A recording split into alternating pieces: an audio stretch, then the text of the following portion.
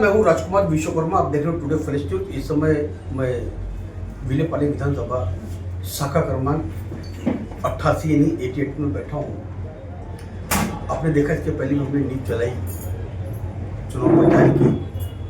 यहाँ पर सभी दल के सभी उम्मीदवार सब अपनी ताकत झोंक रहे थे, लेकिन कहीं न कहीं इस बार भी शिवसेना उद्धव बाला साहब ठाकरे और मनसे के संयुक्त उम्मीदवार सौरी सदा परब ने फिर एक बाजी मार ली।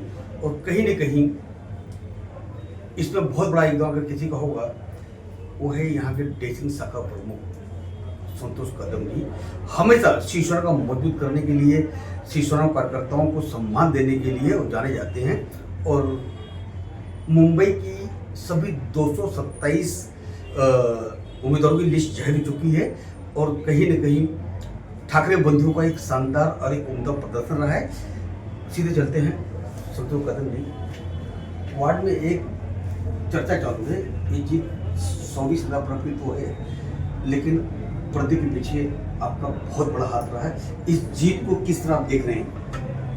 मी ह्या जीत संदर्भात तुम्हाला एकच गोष्ट सांगतो, ही जीत आदरणीय हिंदू हृदय सम्राट शिवसेना प्रमुख बाळासाहेब ठाकरे यांची आहे। ही जीत आहे आदरणीय उद्धवसाहेब ठाकरे आणि राजसाहेबांची आहे।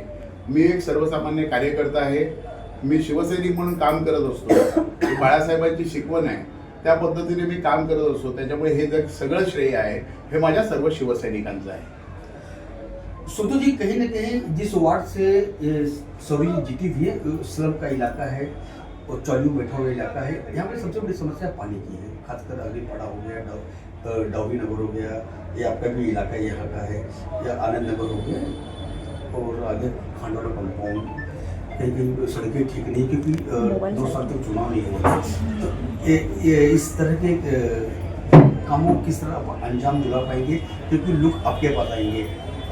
माझ्याकडे सगळे लोक आल्यानंतर ही शाखा माझी सगळ्यांसाठी खुली आहे आणि ज्या नगरसेविका होणार आहेत, झालेल्या आहेत, श्रवणी परब यांच्याकडून चांगल्या पद्धतीत जास्तीत जास्त लोकांची कशी कामं होतील याच्याकडे मी पूर्णपणे बारकाईने लक्ष देईन। कारण मी जरी शाखा प्रमुख असेल तर मी एका जागेवर बसून राहणारा शाखा प्रमुख नाही। मला नेहमी वॉर्डात फिरायला आणि लोकांमध्ये राहून काम करायला आवडतं।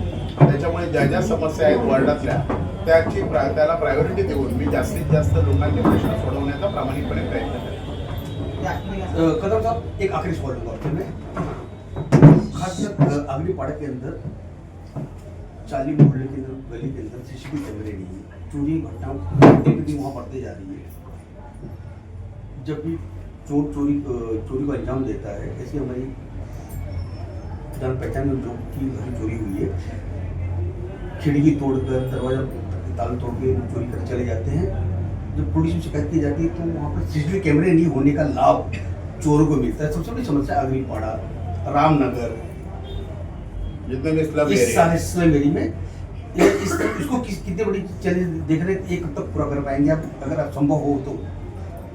पहिली गोष्ट म्हणजे जे काही हे चोरीचे प्रकार वाढलेले आहेत त्याच्या संदर्भात मी स्वतः पोलीस स्टेशनला पत्र दिलेलं आहे सर्व कार्यकर्त्यांना घेऊन। बरं, काही ठिकाणी मी स्वतः सीसीटीव्ही कॅमेरे लावलेले आहेत। इथे डवरीनगरमध्ये सीसीटीव्ही कॅमेऱ्याचं प्रपोजल दिलेलं आहे आमदार साहेबांकडून। इथे आमदार वरुणजी आहेत, त्याच्यामुळे त्यांच्याकडून मला काम करून घेणं इझी होईल।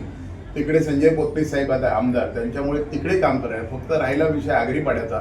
जो माझा 16 याद्या आहेत ह्या पार्ले विधानसभेत येतात। या पार्ले विधानसभेवर जास्तीत जास्त लक्ष घालून नगरसेवकांच्या माध्यमातूनच ते सीसीटीव्ही कॅमेरे, किंवा जर नगरसेवकांना जर कधी फंड अवेलेबल नसेल तर मला जेवढं शक्य होईल तेवढा तिथे सीसीटीव्ही कॅमेरे लावून घेण्याचं काम करणार आहोत। परंतु प्रॉब्लेम काय होतो माहिती आहे, जरी सीसीटीव्ही कॅमेरे लावले, किती काही झालं तरी मी आता एवढ्या चोऱ्या पकडल्या गेल्यात, परंतु त्या चोऱ्यांकडे बारकाईने लक्ष दिलं जात नाही।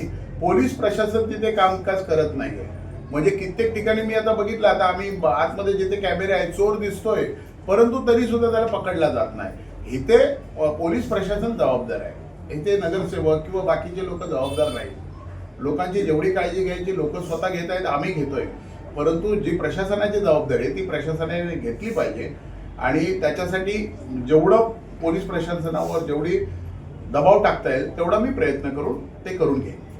सर पानी की समस्या को लेकर क्या कहेंगे आप? पानी की समस्या के बारे में मैंने आपको बताया है। सदापरब जी का जो पहला प्रपोजल था, जो पूरा आगरीपाड़ा में 9 इंच की जो जलवाहिनी है, पाण्याची जी 9 इंचाची जलवाहिनी आहे ती काम आता येत्या 1.5-2 महिन्यामध्ये पूर्ववत होईल आणि एकदा पूर्ववत झाल्यानंतर ट्रांसफर ऑफ कनेक्शन ये लाइन करने का हमने इसीलिए ये लाइन पास की थी कि जो बंच ऑफ कनेक्शन है, जो गटर में जाने वाले जो बंच ऑफ कनेक्शन है, उसके वजह से गटर साफ करने को नहीं मिलता है, इसीलिए वो बंच ऑफ कनेक्शन कम करना है।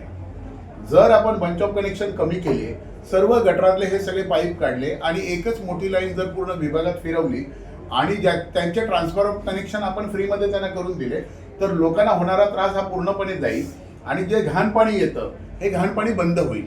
कारण जी 9 इंचाची जलवाहिनी टाकलेली आहे त्याचं कामच आहे जे पूर्ण आगरीपाड्यासाठी आहे। आता राहिला विषय डवरीनगरचा, डवरीनगरला नवीन कनेक्शनची जी लाईन मंजूर झालेली होती आणि ज्या जुन्या कनेक्शन आहेत त्या पूर्णपणे नवीन टाकण्याचा पूर्णपणे प्रयत्न करणार होते, परंतु ह्या मधल्या 3-4 वर्षामध्ये नगरसेवक नसल्या कारणाने खूप प्रॉब्लेम आले। परंतु आता नगरसेवक झाल्यानंतर आम्ही सदापरबांच्या डोक्यावर बसणार आहे। कारण कसं आहे, जरी वहिनी श्रवरीताई नगरसेविका झाल्या तरी सुद्धा आम्ही नगरसेवक सदापरब यांनाच बघतो, त्याच्यामुळे आम्ही त्यांच्या मागे लागून ती कामं करून घेणार। बहुत बहुत धन्यवाद। साफ तौर पर इस सीधे सवाल का और कड़क जवाब दिया हुआ है कि जो भी समस्या उनके पास आएगी वो सदापरब जो कि सौरी जी के हस्बैंड हैं, जो उसके पहले नगर से रह चुके हैं, काम किस तरह निकालना है, संतोष कदम से अच्छा कोई सगा पब्लिक समझ नहीं सकता है। फिलहाल इस समय जश्न का माहौल है। मैं चाहूँगा कैमरा दिखाइए, सारी शिवसैनिक आज यहाँ पर बैठे हुए हैं। थोड़ी देर में यहाँ पर एक शायद शोभा यात्रा का फिर कोई विजय उत्सव का एक जुलूस निकलेगा, वो सारी तस्वीर दिखाने की भी हम पूरी कोशिश करेंगे। और जिस तरह हमने सवाल पूछा हुआ है, जिस तरह संतोष कदम ने जवाब दिया है, उस पर भी आने दिनों के अंदर वार्ड क्रमांक 88 के अंदर हम हमेशा आएंगे, लोगों से संपर्क करेंगे कि इनकी समस्याओं का समाधान की शुरुआत हुई या नहीं, वो भी तस्वीर आपको दिखाने की पूरी कोशिश करेंगे। फिलहाल अभी के लिए बच सकता ही। Thank you.